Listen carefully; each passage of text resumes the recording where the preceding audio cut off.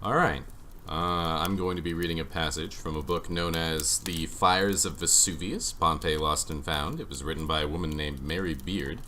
It's very interesting. It talks about how Pompeii ran before Vesuvius covered it in a coat of ash. I'm going to be reading the start of chapter 6, known as Who Ran the City. Vote, vote, vote. The younger Aulus Umbricius Scaurus had done as well in the local politics of Pompeii as anyone might reasonably hope. He had been elected by his fellow citizens to serve for a year as one of the pair of Doviri, the two men who were the most senior officials in town. Although his tombstone does not mention it, he must earlier have been elected to the other annual office of aedile. For the junior position not only gave a man almost automatic entry to the local town council for life, but also allowed him to stand for higher office. No one, in other words, could be a Doomvir, which is the correct singular form of Doviri, without having been an aedile first. Only one position in the town was more prestigious than that of the regular Doviri.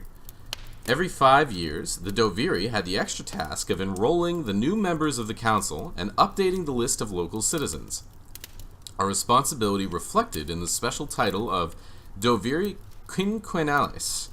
These men were the really big figures in town. One, whom we shall meet later in this chapter, had been Doomvir 5 times, including 2 stints as Quinquenales. Successful as he was, Umbricius Scaurus had not reached those heights. The flavor of these annual Pompeian elections is vividly captured in the election posters, more than 2,500 of them painted in clear letters, red or black. These cover the outer walls of some houses, one overlapping the other, as the notices for each New Year's campaign were painted over those of the last. They cluster, unsurprisingly, on the main thoroughfares of town, where they were likely to be spotted by the most people. But they were also found on tomb facades, even occasionally on the inside of large properties, such as the house of Julius Polybius, where there was a notice inside, as well as on the facade, urging support for Caius Julius Polybius to become the Doomvir. The notices conform to a fairly standard pattern. They give the name of the candidate and the position he seeks, aedile or Doomvir, or they may even give the names of 2 candidates, who presumably had done a deal to run together as a team. They often, but not always, identify his supporters and perhaps some reasons for supporting him. Please elect Popidus Secundus as aedile, an excellent young man, or Africanus and Victor are canvassing for Marcus Serenius to be aedile, is the typical format that we see. Occasionally, they even make a direct appeal to some potential voter. Please elect Lucius Popidus Ampliatus, the son of Lucius, as aedile. That means you, Trebius and Sotericus, as they called them out by name. From time to time, they give the names of the sign writers as well, for it seems that the painting of these notices was an expert job. Altogether, we have the names of almost 30 of these skilled propagandists, who no doubt sold their services for a fee. They were not full-time workers, of course. One member of sign-writing team identifies himself by his day job as a fuller. His name was Mustius, the fuller, who did whitewashing. These men sometimes seem to have a local patch. Emilus Celer, for example, whom we spotted earlier, painting up an advertisement for a gladiatorial display, on his own by the light of the moon is found signing his election notices, clustered in an area in the north of the city, close to where he himself lived. On one notice, urging support for Lucius Stadius Receptus as Doomvir, he signed off as Emilus Celer. His neighbor wrote this, and obviously fearing that a rival group might turn up with a pot of paint or a handful of lime, he added this warning: "If you meanly blot this out, I hope you catch something nasty." How any of these men chose the bit of the wall on which to display their slogans we can only guess, but it must usually have been with a tacit agreement, at least, of the owner of the property concerned. If not, the risk was that those carefully painted words would have been painted over the next day. Formulaic though the notices are, however, they do give all kinds of insights into the political life of Pompeii. The names of the supporters can tell their own occasionally curious story. Some appear to be simple personal recommendations, even if they were, likely as not, done at the gentle prompting of the candidate himself. A few appeal to Titus Sudius Clemens, an agent of the Emperor Vespasian, who at one stage used his imperial position to influence, or meddle in, the town's local government. They pointedly declare their candidate backed by Sudius Clemens. Others claimed to speak for groups of the town's citizens. The fullers, for example, the millers, the chicken keepers, the grape pickers, the mat makers, the ointment sellers, the fishermen, and the Isis worshippers are all found parading their support for a particular candidate. A few of these groups are more enigmatic. Who are the Campineses, who canvass for Marcus Apicius Sabinus to be aedile, or the Salioneses, who support Marcus Cyrenius? Here we are almost certainly getting a glimpse into the infrastructure of Pompeian voting organization. The usual Roman method of conducting elections was to divide the total electorate into subgroups. Each of these groups would vote amongst themselves to record a single group choice, and the winning candidate was the one who won the support of the majority of the groups. This is a system often compared unfavorably for its complexity to the simple mass meeting show of hands adopted by the ancient Athenian democracy, but it is in fact much like the electoral system used by most modern states. In all likelihood, the Campineses and the Salioneses, together with the Forenses and the Urbionenses, found in other notices, refer to 4 main voting groups, based on particular districts of the town, perhaps named after different city gates. There would have been voting districts in the surrounding countryside as well. On the day of election, we must imagine that the local citizens would have turned up in the forum, divided into their different districts, returned to their district vote, and then acclaimed as winning candidates those who had secured the votes of the majority of the districts. Exactly how they voted is not so clear, but almost certainly by some form of secret ballot. One ingenious recent suggestion is that the main purpose of the closing devices, still visible at the entryways to the forum, was to keep out those not qualified to vote on election days. All of these voters were men. Leaving aside the occasional monarchy, which produced a queen or two, there was no city or state in the Greek or Roman world that gave women any formal political power. Nowhere did women have the vote. But one of the surprising facts about the electoral notices known in Pompeii is that more than 50 of them name a woman, or a group of women, as the candidate's backers. Does this demonstrate an active interest from women in political processes in which they were excluded? In some cases, yes, even if it was not always a politically narrow engagement that was at stake. Tadia Secunda, for example, who put her name to Lucius Papitius Secundus's attempt at the office of aedile, was, as the electoral notice explicitly states, the man's grandmother. On many other occasions, family or personal loyalty must have been the reason for the women's support. Nonetheless, the simple fact it was felt worthwhile to parade their backing is another indication of the visibility of women in public life at Pompeii. But sometimes there may have been more to these slogans than at first meets the eye. Several women's names are found on the outside wall of a bar on the Via dell'Abbondanza, lending their support to different candidates. They were Asalina, Egil, Zimmerna, and Maria. It is a fair guess that these women, who worked as barmaids inside, maybe they had their favorite candidates and commissioned the local signwriters to display these preferences. Or maybe there is a joke or a bit of negative propaganda going on here. Some street corner satirist or political opponent has arranged the usual kind of election notices but inserted the local barmaids' names as supporters. Whoever the sponsors behind these posters actually were, Caius Julius Polybius and his friends were certainly not pleased. For in the notice in which Zimmerna declares her support for CIP, Julius Polybius was a man so familiar that he could be abbreviated down to his initials. Someone has come along later and carried out exactly the kind of defacement that Aemilius Celer had in mind when he threatened anyone who blotted out his handiwork with catching something nasty. Or at least they have partly done so. For here, just Zimmerna's name has been obliterated under the layer of lime, the rest left legible, as if the eager candidate was concerned only to remove the dangerous hint of unsuitable support. The parade of unsuitable support, it seems, in fact, to have been the way negative propaganda was delivered on more than one occasion in Pompeian elections. None of the posters we have found so far list the failings of a particular candidate or try to dissuade the electorate from casting their votes in that way. But we do find some very odd supporters indeed. It may be that the poster, which has the late drinkers endorsing Marcus Cyrenius Vadia's campaign to become aedile, was a friendly joke. A notice commissioned perhaps after one of their late-night drinking sessions.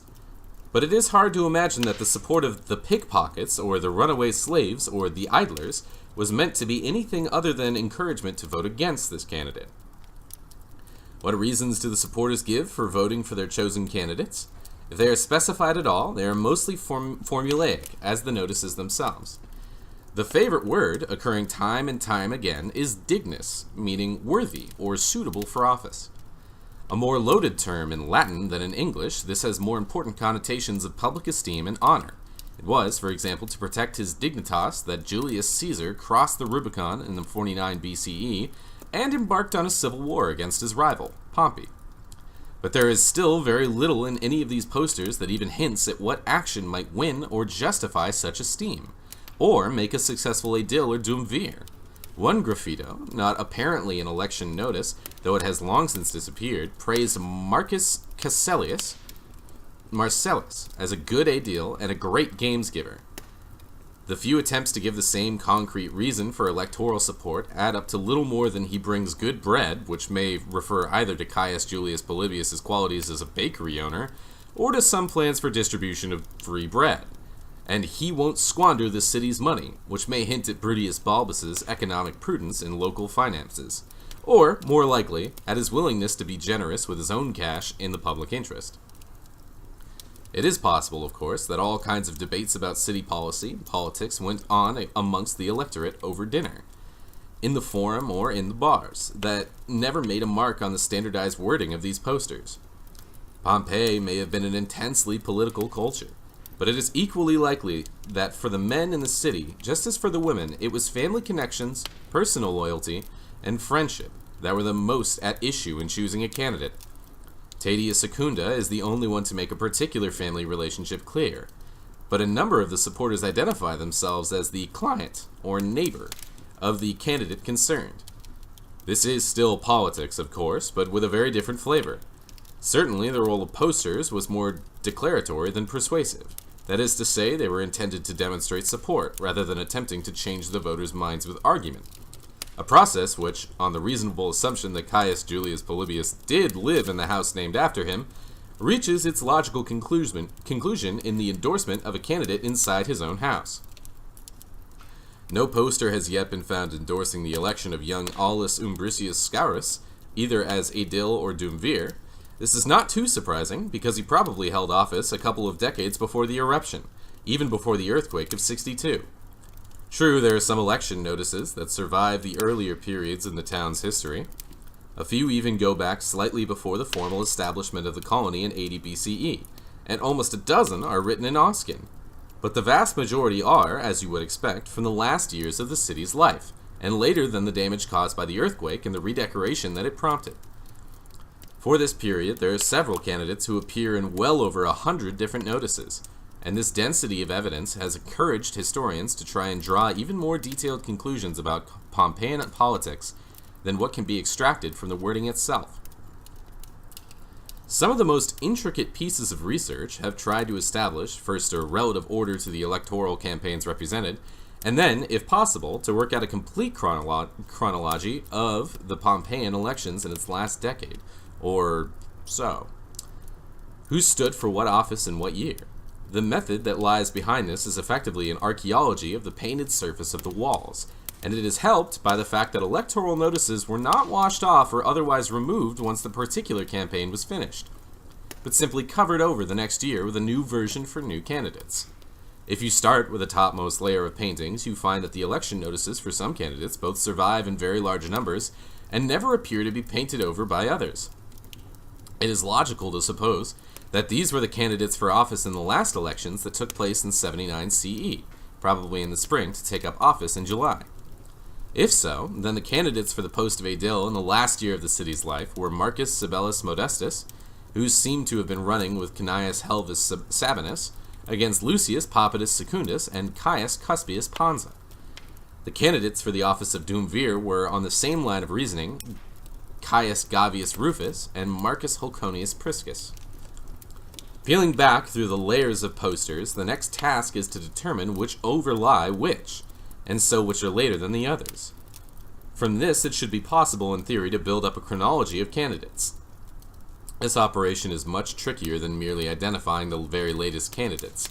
As the walls decay and the paintings fade, it is not always easy to establish the precise relationship between the different notices, not to mention the fact that coordinating the evidence from different parts of the city is very complicated indeed.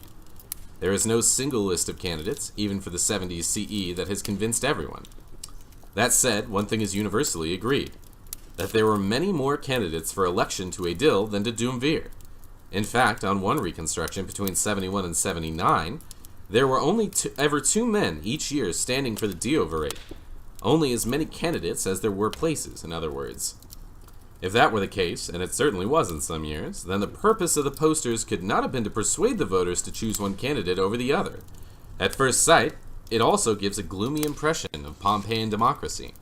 That is to say, despite the appearance of a lively democratic culture, no choice was offered to the electorate in filling their major elected office. On reflection, things seem rather different. For since it was the rule in Pompeii, as in Roman towns in general, that no one could become a Duumvir without first having been an Aedile, and since only 2 Aediles were elected each year, competition for the higher office would be, by definition, almost non-existent.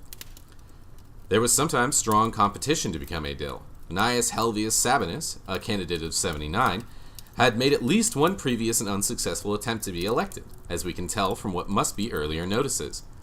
There need only have been competition to become Duumvir if more than 2 of these eligible were keen to hold office in the same year, perhaps because they were particularly keen to be elected to the more prestigious post of Duumvir Quinquennalis, or because they wanted to hold office more than once. In fact, unless every ex-Aedile was available to be elected Duumvir, and a few at least would have died in the intervening years or moved away or changed their mind about public office, then some men would have had to have become Duumvir more than once, simply in order to fill the slots. In other words, the competitive gateway to public office and prominence in Pompeii was the office of the Aedile. The crucial fact to remember, however, in thinking about political life in Pompeii, is that the number of electors was small. Suppose we return to the rough estimates of total population that I suggested in the last chapter. 12,000 in the town, 2,400 in the surrounding countryside.